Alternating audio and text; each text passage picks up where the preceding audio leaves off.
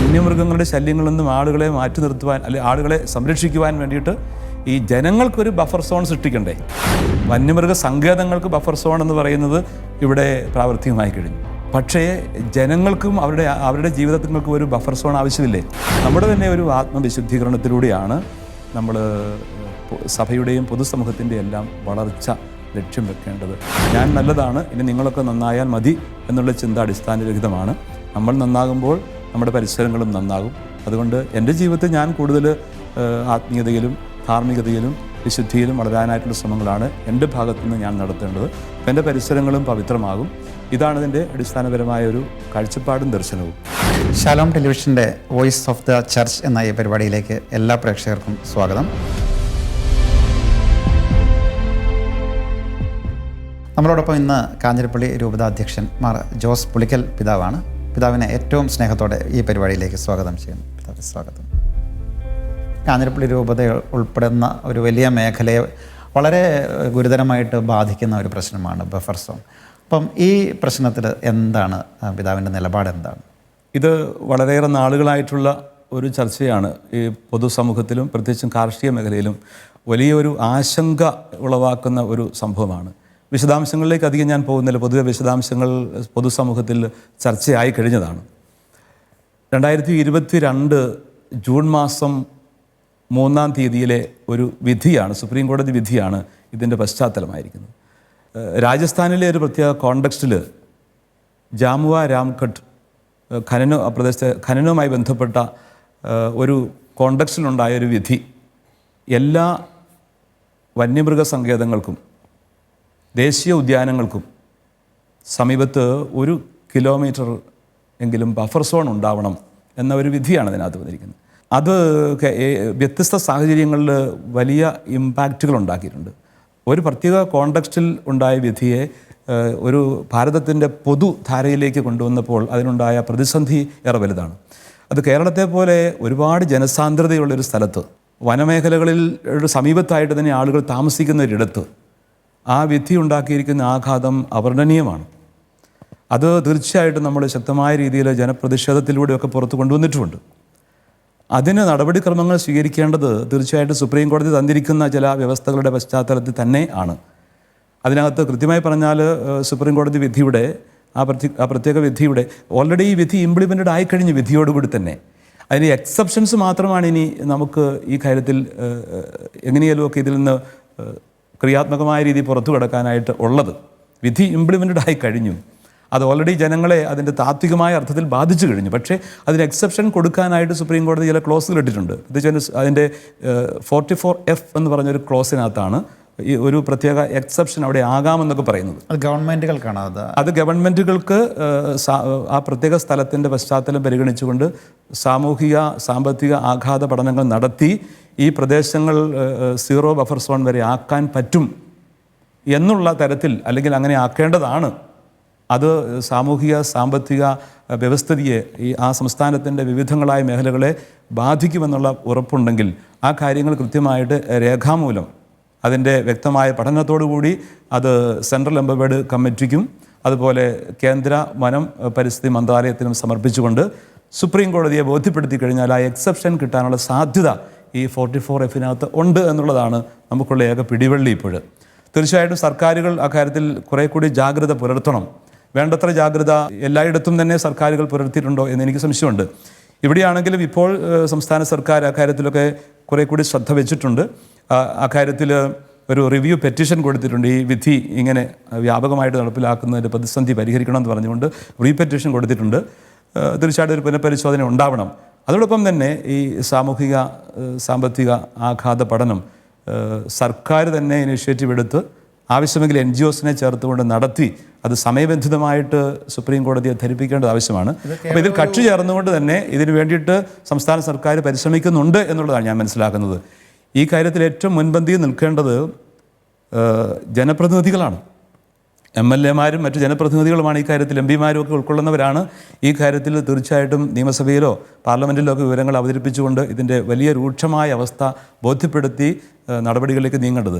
അത് സംസ്ഥാന സർക്കാരാണ് ഔദ്യോഗികമായിട്ട് ഈ ഒരു റിപ്പോർട്ട് കൊടുത്ത് സുപ്രീം കോടതിയെ ബോധ്യപ്പെടുത്തേണ്ടതും. അതുകൊണ്ട് തീർച്ചയായിട്ടും നമുക്ക് പ്രതീക്ഷിക്കാം സംസ്ഥാന സർക്കാർ ഇതിനെക്കുറിച്ച് ജാഗ്രത പുലർത്തുന്നുണ്ടെന്ന് ഞാൻ മനസ്സിലാക്കുന്നു. തീർച്ചയായിട്ടും ഇനിയും വളരെ സത്വരമായ രീതിയിൽ നടപടികൾ എടുക്കാനായിട്ട് അല്ലെങ്കിൽ ഫോളോ അപ്പ് നടത്താനായിട്ട് സംസ്ഥാന സർക്കാരിന് വലിയ ബാധ്യതയുണ്ട്. കാരണം കേരളത്തെ ആകമാനം ബാധിക്കുന്നൊരു വലിയ വിഷയമാണിത്. ഇത് കേവലം ഒരു ഉപഗ്രഹ സർവേയുടെ വെളിച്ചത്തിൽ മാത്രമാണ് ഇതിൻ്റെ പഠനങ്ങൾ നടത്തിയിട്ടുള്ളത്. അല്ല, അതിൽ കൂടുതലുള്ള പാരിസ്ഥിതിക സാമ്പത്തിക ആഘാതങ്ങളെ പറ്റിയിട്ടുള്ള പഠനങ്ങൾ നടന്നിട്ടില്ല എന്നുള്ളതാണ് ഇതിൽ നിന്ന് മനസ്സിലാക്കാൻ സാധിക്കുന്ന ഒരു വിഷയം. സുപ്രീം കോടതി ഇത് വനം വകുപ്പിൻ്റെ ചീഫ് വൈൽഡ് ലൈഫ് ഓഫീസറോടാണ് ആവശ്യപ്പെട്ടത്. ഒരു ഉപഗ്രഹ പഠനം നടത്തിയിട്ട് അവിടുത്തെ സാഹചര്യങ്ങളിൽ സുപ്രീം കോടതിയെ ധരിപ്പിക്കാനായിട്ട്. അത് സർക്കാരിനോട് ആവശ്യപ്പെട്ട കാര്യമല്ല. ആ ഉപഗ്രഹ പഠനം അല്ലെങ്കിൽ ഉപഗ്രഹ സർവേയുടെ പഠനങ്ങൾ നൽകപ്പെട്ടു. അതിനെ ബേസ് ചെയ്തുകൊണ്ട് മാത്രം ഒരിക്കലും ഇതിനൊരു സൊല്യൂഷൻ കണ്ടെത്താനായിട്ട് പറ്റുകയില്ല. അതുകൊണ്ടാണ് സംസ്ഥാന സർക്കാർ കൃത്യമായ രീതിയിൽ അതിനെക്കുറിച്ചുള്ള കൃത്യമായ പരിധി എങ്ങനെയായിരിക്കണം എന്ന് പഠിച്ച് അത് റിപ്പോർട്ട് സമർപ്പിക്കേണ്ടത്. അപ്പോൾ തീർച്ചയായിട്ടും കേരളത്തിൻ്റെ സാഹചര്യത്തിൽ 10, 70, 80 വർഷങ്ങളായിട്ട് അനുവാദത്തോടു കൂടി തന്നെ സർക്കാർ ആവശ്യപ്രകാരം തന്നെ ഈ ഗ്രോ മോർ ഫുഡ് പദ്ധതി പോലെയുള്ള ആവശ്യങ്ങളുടെ പശ്ചാത്തലത്തിൽ കുടിയേറിയ ആളുകളാണ് അവർ. ഒരിക്കലും കയ്യേറ്റക്കാരും മലങ്കൊള്ളക്കാരും ഒന്നുമല്ലത്. അവർ പരിസ്ഥിതി സ്നേഹികളാണ്. പാരിസ്ഥിതിക പ്രശ്നങ്ങളെ വർദ്ധിപ്പിക്കുന്നവരല്ല. അവർ സഹായിക്കുന്നവരാണ്. അവർ പരിസ്ഥിതിയെ വളർത്താൻ സഹായിക്കുന്നവർ തന്നെയാണ്. തെറ്റിദ്ധരിപ്പിക്കാനൊക്കെ ഇടയാകുന്നുണ്ട് പലതരത്തിലുമുള്ള കപട പരിസ്ഥിതിവാദികളൊക്കെ. അത് വേറൊരു വശം. പക്ഷേ ഈ വിഷയത്തിൽ തീർച്ചയായിട്ടും ഈ കർഷകർ, അവരുടെ കുടുംബം, അവരുടെ കൃഷിയിടങ്ങൾ തുടങ്ങിയവയെല്ലാം വലിയ പ്രതിസന്ധിയിലേക്ക് വന്നു കഴിഞ്ഞാൽ ഇവരെവിടെ പോയി ജീവിക്കും? അവർ കഷ്ടപ്പെട്ട് ഒത്തിരിയേറെ സഹനങ്ങളിലൂടെ വ്യാധികളിലൂടെ ഒക്കെ കടന്നുപോയി രോഗങ്ങളിൽ ഒത്തിരിയേറെ കഴിഞ്ഞ നാളുകളിൽ എന്ന് വെച്ചാൽ ഒരു 10-40 വർഷം മുമ്പൊക്കെ ധാരാളം പേര് മരിച്ചിട്ടൊക്കെ ഉണ്ട്. ഇങ്ങനെയൊക്കെ അവിടെ വന്ന് ജീവിച്ച് ഈ കേരളത്തിൻ്റെ സാമ്പത്തിക ഭദ്രത ഉറപ്പുവരുത്താൻ വലിയൊരു സാഹചര്യം ഒരുക്കിയ വിഭാഗമാണ് ഈ കർഷകർ. അവരുടെ നന്മകൾ, അവരുടെ സംഭാവനകൾ, അവർ കേരളത്തെ വളർത്തിയത് ഇതെല്ലാം മറന്നിട്ട് അവരവിടെ നിന്നും ആരും കുടിയിറക്കുന്നില്ലെങ്കിലും കുടിയിറങ്ങിപ്പോകേണ്ട ഒരു നിർഭാഗ്യാവസ്ഥയിലേക്ക് എത്തിക്കാൻ ഈ പ്രത്യേക വിധിയുടെ പശ്ചാത്തലം കാരണമായി തീരും. അതുകൊണ്ട് തന്നെ വളരെ ക്രിയാത്മകമായ നടപടിക്രമങ്ങൾ എടുക്കുവാൻ സർക്കാർ ബാധ്യസ്ഥരാണ്. അതിന് ജനങ്ങൾ തന്നെ തിരഞ്ഞെടുത്ത് നിയമസഭയിലേക്ക് അയച്ച ജനപ്രതിനിധികളും മുൻപന്തിയിൽ നിന്ന് പഠിച്ച ഈ വിഷയങ്ങൾ നിയമസഭയിൽ അവതരിപ്പിക്കുകയും മുൻപോട്ട് നീങ്ങുകയും വേണം. ഞാനൊരിക്കലും ഒരു സർക്കാരിനെയും കുറ്റപ്പെടുത്തുകയല്ല, ഓർമ്മപ്പെടുത്തുവാൻ സഹായിക്കുക മാത്രമാണ് ചെയ്യുന്നത്. അതിനിയും നമ്മൾ വളരെ സത്വരമായിട്ട് മുൻപോട്ട് നീങ്ങേണ്ടതുണ്ട്. ഇതിനോടനുബന്ധിച്ച് ഒരു കാര്യം കൂടെ എനിക്ക് പറയാനുള്ളത്, വനത്തിൻ്റെ അകപ്പെട്ടു പോയ കൃഷിയിടങ്ങളും ജനവാസ മേഖലകളും പോലും പല സ്ഥലങ്ങളിലും കേരളത്തിലുണ്ട്. പ്രത്യേകിച്ച് ഈ കാഞ്ഞിരപ്പള്ളി രൂപതയുടെ പശ്ചാത്തലത്തിൽ ഏഞ്ചൽ വാലി, പമ്പ വാലി പ്രദേശങ്ങൾ അങ്ങനെ അകപ്പെട്ടു പോയതാണ്. അതുപോലെ തട്ടേക്കാട് ദേശീയ ഉദ്യാനത്തിൻ്റെ പരിസരത്തുള്ള സ്ഥലങ്ങൾ അങ്ങനെ അകപ്പെട്ടു പോയതാണ്. ഇവിടുത്തെ കാര്യത്തിലാണെങ്കിൽ ഏഞ്ചൽ വാലി, പമ്പ വാലി പ്രദേശങ്ങൾ 10, 70, 80 വർഷം മുമ്പ് ആളുകൾ കുടിയേറുന്നത് അവിടെ. അവർക്ക് പട്ടയം കിട്ടിയിട്ട് പോലും ഉണ്ട്. നല്ല പങ്കിലും പട്ടയം കിട്ടിയിട്ടുണ്ട്, കിട്ടാനുമുണ്ട്.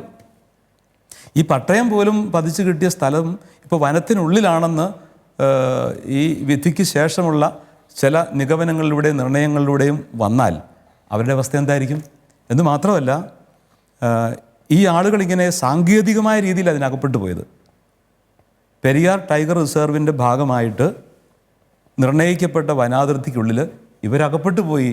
1950 തന്നെ ഇത് സംഭവിച്ചു. 1950 പിന്നീട് വന്ന പല കാര്യങ്ങളും അതിന് വിരുദ്ധമായിട്ടുള്ള പല വിധികളും പലതും സുപ്രീം കോടതി വിധിയല്ല, മറ്റു തരത്തിലുള്ള കീഴ്ഘടകങ്ങൾ എന്നുള്ള തീരുമാനങ്ങളൊക്കെ വന്ന് അനുകൂലമായിട്ട് കിടപ്പുണ്ടെങ്കിലും ഇതൊരു പ്രധാനപ്പെട്ട മേഖലയാണ്. അതുകൊണ്ട് സർക്കാർ ചെയ്യാൻ ഇപ്പോൾ തീരുമാനിച്ചിരിക്കുന്നത് പ്രോത്സാഹജനകമാണ്. സർക്കാരിനെ ഇത് ബോധ്യപ്പെടുത്തിയിട്ടുണ്ട്. അതായത് ഈ വന അതിർത്തി പുനർനിർണ്ണയിക്കുക, വനത്തിൻ്റെ അതിർത്തി റീനോട്ടിഫൈ ചെയ്തുകൊണ്ട് സംസ്ഥാന സർക്കാർ അത് കേന്ദ്ര വനം പരിസ്ഥിതി മന്ത്രാലയവുമായിട്ട് ബന്ധപ്പെട്ട് വേണം അതിന് ഫൈനലായിട്ടുള്ളൊരു നോട്ടിഫിക്കേഷൻ, ഫൈനലായിട്ടുള്ള തീരുമാനം ഉണ്ടാകാനായിട്ട്. അത് സർക്കാർ പരിശ്രമിക്കുന്നുണ്ടെന്ന് മനസ്സിലാക്കുന്നു. പക്ഷേ അക്കാര്യത്തിലും അടിയന്തരമായ ശ്രദ്ധയും കൃത്യമായിട്ടുള്ള നടപടിക്രമങ്ങളും സത്വരമായിട്ട് ഉണ്ടാകണമെന്നുള്ളത് ഒരു ആവശ്യമായിട്ട് മാറിയിരിക്കുന്നു.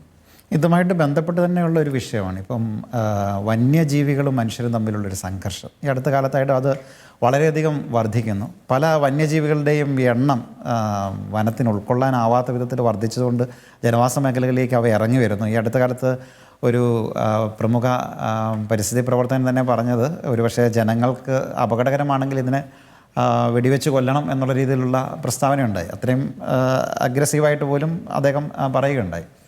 അപ്പം ഈ ഹൈറേഞ്ച് മേഖലയിലുള്ള അല്ലെങ്കിൽ വനമേഖലകളോട് ചേർന്ന് താമസിക്കുന്ന ആളുകളെ ഇതുകൂടി ബാധിച്ചു കഴിയുമ്പോൾ ഇവരുടെ നിലനിൽപ്പ് വലിയ രീതിയിൽ അപകടത്തിലാവാനുള്ള സാധ്യതയില്ല. പ്രത്യേകിച്ച് ഇവരുടെ കൃഷിയിടങ്ങളിലേക്ക് പല വന്യമൃഗങ്ങളും ഇറങ്ങി വരുന്നു, കാർഷിക വസ്തുക്കൾ നശിപ്പിക്കുന്നു. ഇതൊരു വളരെ ഗൗരവകരമായിട്ടുള്ളൊരു വിഷയമല്ല. ഒരു അതിജീവനം എന്ന് പറയുന്നത് അസാധ്യമാക്കുന്ന രീതിയിലേക്ക് കാര്യങ്ങൾ മുമ്പോട്ട് പോവുകയല്ലേ? വളരെ ഗൗരവമായൊരു വിഷയമാണ്. അതുതന്നെ നമ്മൾ പറഞ്ഞു വെച്ചതിൻ്റെ ബാക്കിയാണ്.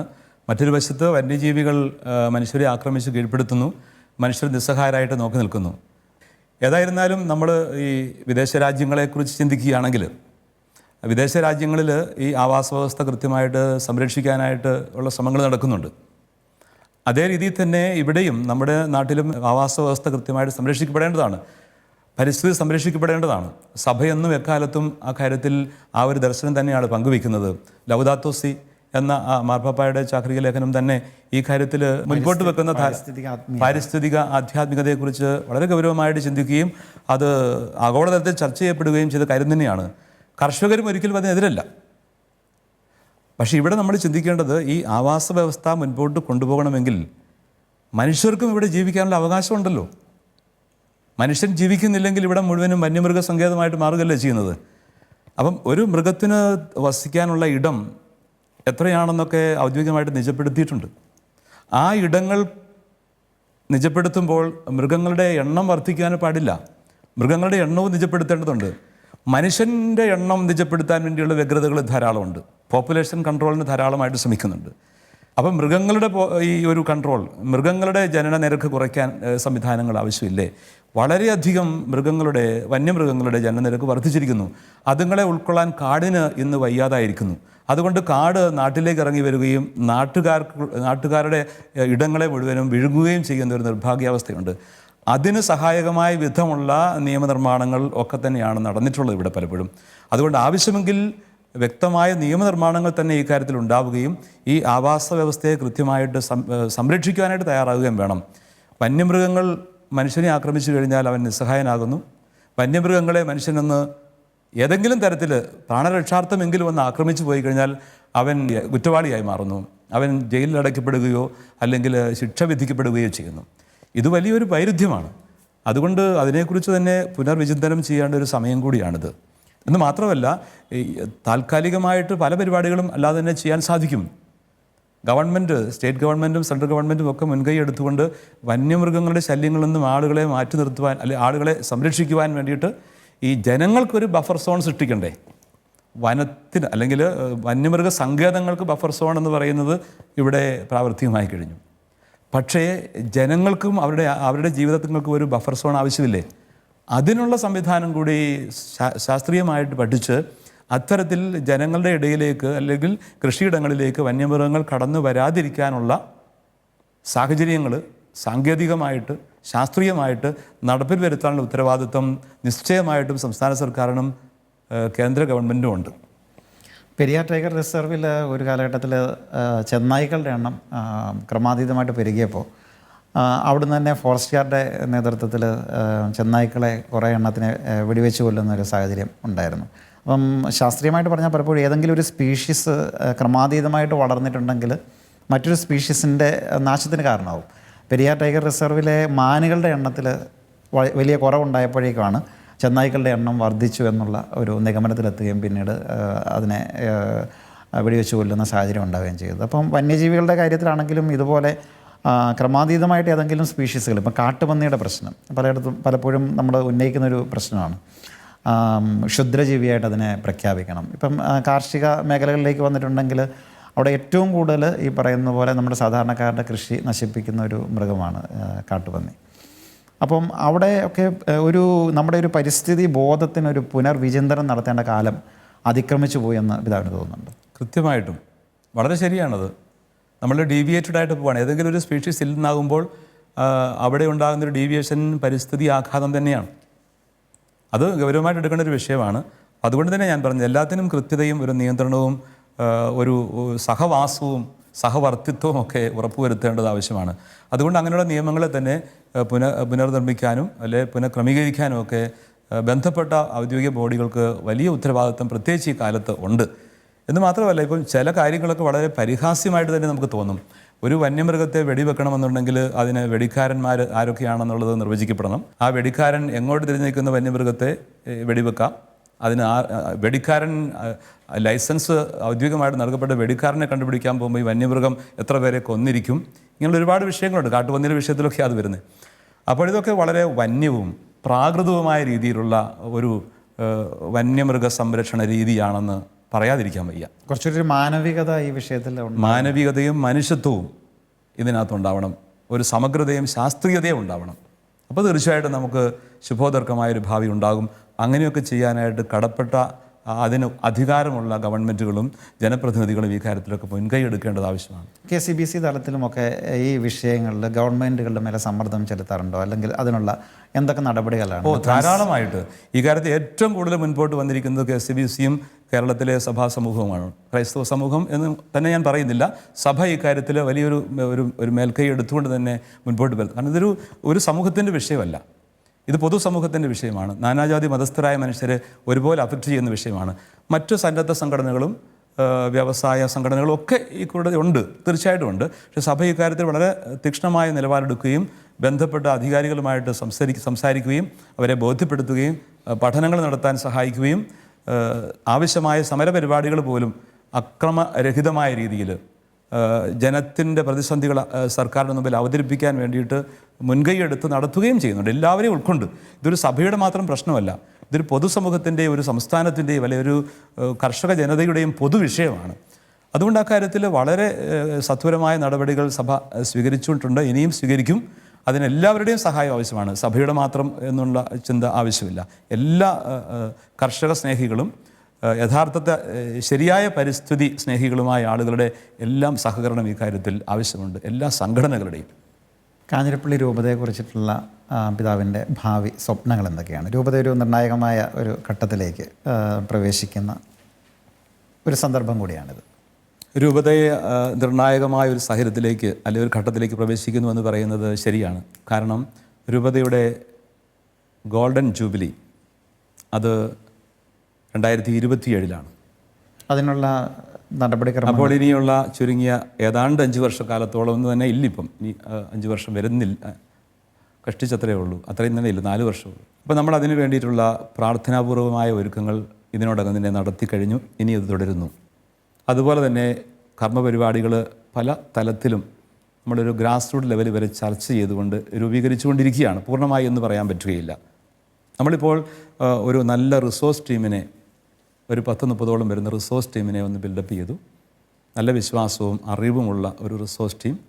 ആ റിസോഴ്സ് ടീമിൻ്റെ നേതൃത്വത്തിൽ നമ്മൾ സഭയുടെ ആ ഒരു കൂട്ടായ്മയും മാർപ്പാപ്പാക്ക് വിഭാവനം ചെയ്യുന്ന സിനഡാലിറ്റി ഒരുമിച്ച് നടക്കണം എന്നുള്ള ആ ദർശനങ്ങളും പരസ്പരം കേൾക്കാൻ കഴിയണം എന്നൊക്കെയുള്ള ചിന്തകളുമൊക്കെ കൃത്യമായിട്ട് അവർക്ക് തന്നെ ഒരു നല്ല ക്ലാസ് കൊടുത്ത് അവരെ ഒരുക്കി.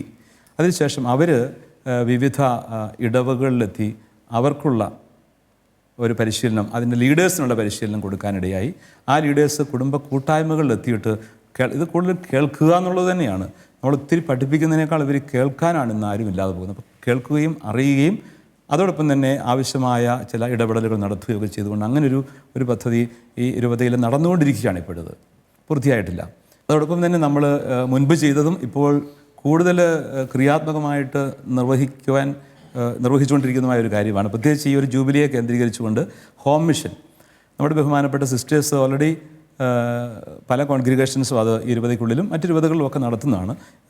ഇടവകയിലെ കുടുംബങ്ങളെ സന്ദർശിച്ച് അവരെ കേട്ട് അവരെ ആവശ്യമായ കൗൺസിലിംഗ് കൊടുത്ത് പ്രാർത്ഥിച്ച് അവരെ അങ്ങനെ മൊത്തത്തിൽ ഒന്നുകൂടി വിശ്വാസത്തിലും ധാർമ്മികതയിലും വളർത്താനുള്ള ശ്രമങ്ങൾ ഒരാഴ്ചയൊക്കെ നിൽക്കുന്ന ഒരു ഇടവകയെ കേന്ദ്രീകരിച്ചുകൊണ്ട് അതിന് നിയതമായ ഒരു രൂപം, അതിന് കുറേ കൂടി വ്യക്തമായ ഒരു ധാരണയും കൃത്യമായ ഒരു അടിസ്ഥാനവും കൊടുത്തുകൊണ്ട് ഇങ്ങനെ പോകുന്ന സിസ്റ്റേഴ്സിന് വേണ്ടി തന്നെയുള്ള പരിശീലന ക്യാമ്പുകൾ നമ്മൾ നടത്തി. അപ്പോൾ 1 വർഷം കൊണ്ട് അല്ലെങ്കിൽ 1.5 വർഷം കൊണ്ട് എല്ലാ ഇടവകയിലും ഈ ഹോം മിഷൻ നടന്നിരിക്കുക.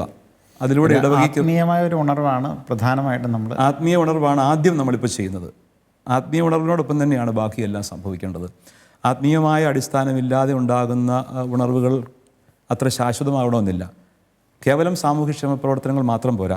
ഇതിൽ നിന്നാണ് വാസ്തവത്തിൽ എല്ലാ തരത്തിലുമുള്ള പുരോഗതിയും വളർച്ചയും ഉണ്ടാവേണ്ടത്. അപ്പോൾ അങ്ങനെ ഒരു തരത്തിലുള്ളൊരു മൂവ്മെൻറ്റ് ആരംഭിച്ചു കഴിഞ്ഞു. ഇതോടൊപ്പം തന്നെ നമ്മൾ വിവിധങ്ങളായ മറ്റ് സാമൂഹ്യക്ഷേമ പദ്ധതികൾ നമ്മൾ കൂടുതലായിട്ട് വിഭാവനം ചെയ്യുന്നുണ്ട്. അതൊക്കെ ഇപ്പോൾ ഇവിടെ പറഞ്ഞ പല കാര്യങ്ങൾക്കകത്തും ഇത് ഓൾറെഡി ഉൾച്ചേർന്നിട്ടുണ്ട്. ഇനിയും കൂടുതലായിട്ട് നമ്മൾ അതിലേക്ക് വരുന്നു. അതിൻ്റെ ഒരു പൂർണ്ണ രൂപത്തിൽ ഞാനിപ്പോൾ ഇവിടെ അവതരിപ്പിക്കാനായിട്ട് ആഗ്രഹിക്കുന്നില്ല, കാരണം അത് രൂപപ്പെട്ട് വരുന്നൊരു കാര്യമാണ്. തീർച്ചയായിട്ടും ഇനിയും ഏറെ കാര്യങ്ങൾ ചെയ്യാനുണ്ട്.